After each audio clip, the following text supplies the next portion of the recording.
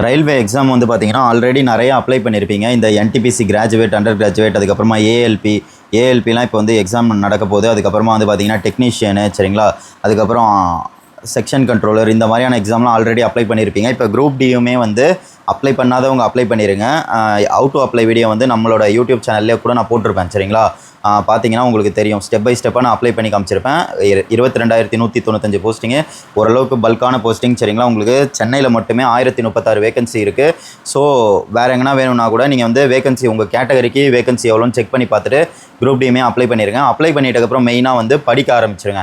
இந்த railway exam எல்லாத்தையும் பொறுத்தளவுக்கு உங்களுக்கு சிலபஸ் என்ன அப்படின்னு பார்த்தீங்கன்னா, மேக்ஸு, ரீசனிங்கு, சயின்ஸு, அதுக்கப்புறமா வந்து ஜென்ரல் அவேர்னஸ் நம்ம எதை சொல்லுவோம்னா, ஹிஸ்ட்ரி, பாலிட்டி, ஜாகிரஃபி, எக்கனாமி, அதுக்கப்புறமா வந்து கம்ப்யூட்டர் வச்சு ஏதாவது ஒரு 2 கொஸ்டின் வரும், சரிங்களா. அதுக்கப்புறம் சயின்ஸில் வந்து என்விரான்மெண்ட்டு, இவ்வளோ தான் வந்து நமக்கு ஜென்ரல் அவேர்னஸ் சப்ஜெக்ட். அது போக ஜென்ரல் அவேர்னஸில் கரண்ட் அஃபேர்ஸும் இன்க்ளூட் ஆயிரும். லாஸ்ட் 6 மாதம் ஸ்ட்ராங்காக பண்ணிங்க, அடுத்த 6 மாதம் ஓரளவுக்கு ஒரு ரீடு, மொத்தம் ஒரு வருஷம் கரண்ட் அஃபேர்ஸ். இதை படிச்சுட்டு போனீங்கன்னா ஈஸியாக வந்து நீங்கள் எக்ஸாம் வந்து பாஸ் பண்ணிடலாம். உங்களுக்கு எப்படி கேட்பாங்க, ஃபார் எக்ஸாம்பிள் இப்போ என்டிபிசி எடுத்துக்கிட்டிங்கன்னா உங்களுக்கு ப்ரிலிம்ஸில் வந்து பார்த்தீங்கன்னா மேக்ஸ், ரீசனிங் வச்சு 60 மார்க் வந்துடும்.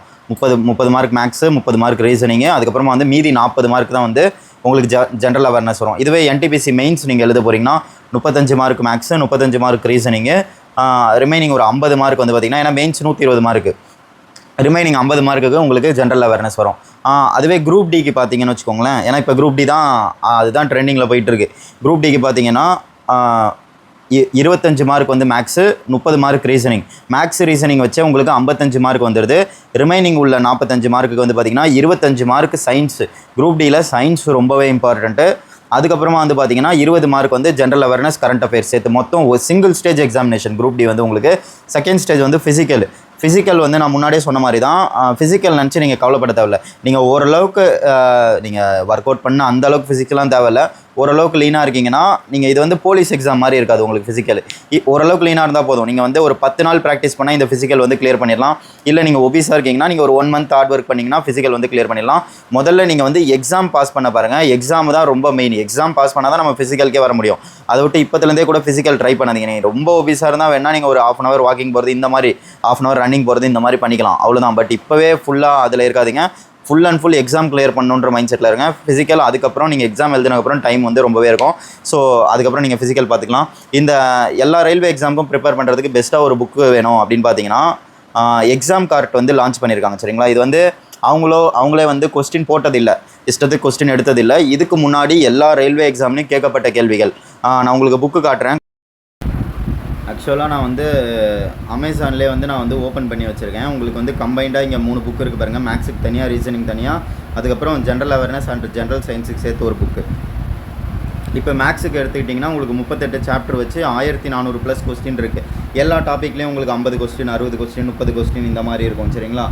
இப்போ டைம் அண்ட் ஒர்க் இருக்கும், டைம், ஸ்பீட், டிஸ்டன்ஸ், அதுக்கப்புறமா வந்து number system, profit and loss, ratio and proportion, இந்த மாதிரி ஒவ்வொரு டாப்பிக்லையும் ரயில்வேல இதுக்கு முன்னாடி கேட்கப்பட்ட எக்ஸாம் வைஸ் அரேஞ்ச் ஆகிருக்கும். சாப்டர் வைஸ், அந்த சாப்டரில் டைப் வைஸ் உங்களுக்கு வந்து அரேஞ்ச் பண்ணி கிளியராக கொடுத்துருப்பாங்க. அதே மாதிரி ரீசனிங்க்கு வந்து 34 சாப்டர் இருக்குது, 1200+ கொஸ்டின்ஸு, சரிங்களா. இது எல்லாமே ப்ரீவியஸ் இயரில் கேட்கப்பட்டது தான் ரீசனிங். அதே மாதிரி ஜென்ரல் அவேர்னஸில் வந்து 7100+ கொஸ்டின்ஸ் இருக்குது. ஸோ இந்த புக்கு வந்து உங்களுக்கு ரயில்வேல எப்படி கொஸ்டின் கேட்குறாங்க அப்படின்னு தெரியும். அப்கமிங் எக்ஸாம் நம்ம எப்படி டேக்கிள் பண்ணலாம் அப்படின்னு இந்த புக்கு ஃபாலோ பண்ணிங்கன்னா உங்களுக்கு யூஸ்ஃபுல்லாகவே இருக்கும். நான் புக்கையுமே காட்டுறேன்.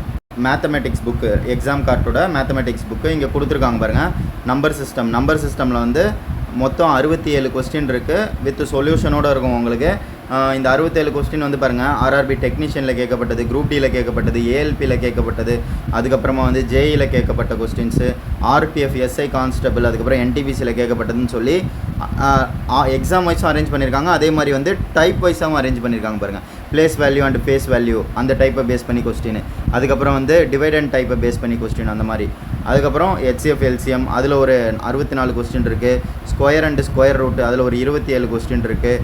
அடுத்து சர்ச் அண்ட் இண்டிசஸ் 14 கொஸ்டின். அதுக்கப்புறமா வந்து ஃப்ராக்ஷன் அண்ட் டெசிமல் அதில் வந்து பார்த்திங்கன்னா நம்பர் சிஸ்டமில் இதுவும் வந்துடும், அது தனியாகவே கொடுத்துருக்காங்க. 43 கொஸ்டின். அதுக்கப்புறம் சிம்பிளிஃபிகேஷனில் ஒரு 40 கொஸ்டின் கொடுத்துருக்காங்க. ஆவரேஜில் ஒரு 50 கொஸ்டின். அந்த மாதிரி ஒவ்வொரு டாபிக் வைஸும் உங்களுக்கு அரேஞ்ச் பண்ணியிருப்பாங்க. ஆல்ரெடி நீங்கள் வந்து ஓரளவுக்கு நல்லா ப்ரிப்பேர் பண்ணுறீங்க, உங்களுக்கு வந்து ஒரு ப்ராக்டிஸ்க்கு புக் வேணும் அப்படின்னு வச்சிங்கன்னா நீங்கள் இந்த எக்ஸாம்காரோட புக்ஸை வாங்கி ஃபாலோ பண்ணுங்கள். எப்படி பர்ச்சேஸ் பண்ணணும்னு தெரியலனா நான் வந்து டிஸ்கிரிப்ஷன்லேயே உங்களுக்கு வந்து பர்ச்சேஸ் பண்ணுற லிங்க்கையுமே வைக்கிறேன். அதை தொட்டு நீங்கள் பர்ச்சேஸ் பண்ணிக்கோங்க மக்களே. அடுத்த ஒரு வீடியோவில் பார்ப்போம். பாய், டேக் கேர்.